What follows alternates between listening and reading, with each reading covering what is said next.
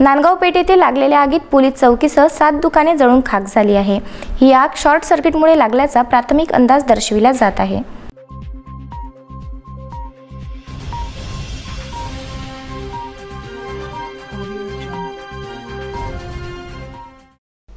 रात्री 3 ते 4 च्या दरम्यान लागलेल्या आगीत पोलीस चौकीसह परिसरातील 7 दुकाने भस्मसात झाली। यामध्ये व्यवसायावर उदरनिर्वाह करणाऱ्या सामान्य व्यक्तीची ही दुकाने असून सैन ढोबळे यांचे वाइंडिंगचे दुकान होते। नाना गणोरकर, उमेश गणोरकर, प्रताप देशमुख, अंबादास इंगळकर, भाई अग्रवाल, रोशन बेहरे, ज्यामध्ये घड्याळचे दुकान, चहा कॅन्टीन, फुटवेअर, मोटर वाइंडिंग, पान सेंटर, सलून, मोबाईल शॉपी तथा पोलीस चौकी आगीच्या उद्रेकात जळून राख रांगोळी यांची झाली आहे। यावेळी तात्काळ अग्निशमन दलाच्या माध्यमातून आग नियंत्रणात आली।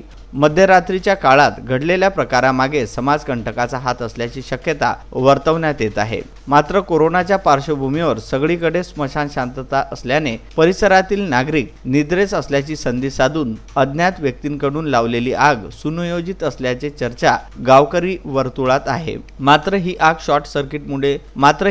शॉर्ट सर्किटमुळे लागल्याची शक्यता प्राथमिक पाहणीवरून लक्षात येते। आग लागल्याचे मुख्य कारण शोधू असे मत यावेळी ठाणेदार दिलीप चव्हाण यांनी विदर्भ न्यूज समोर मांडले। आजचं जे सकाळी पहाटे जी आग लागली आहे ती आमच्या प्रायमरी इन्क्वायरी प्रमाणे ती शॉर्ट सर्किटची आहे। कारण त्यात माहिती मिळाली किंवा एकच मीटर होतं, त्यांनी प्रत्येक दुकानाला त्याच्यामधून जी वायरिंग घेतली होती त्याच्यातून कदाचित, आणि वर झाड आहे त्या झाडाचा सगळा कचरा पडतो, त्यात स्पार्किंग होऊन कदाचित त्याच्यावरती पडलं असेल, त्यामुळे ती बर्निंगचा आहे। त्यामुळे एवढे 6-7 दुकानं आणि आमची पोलीस चौकी तिथं हे झाली। आता त्याला हे चालू आहे, चौकशी चालू आहे।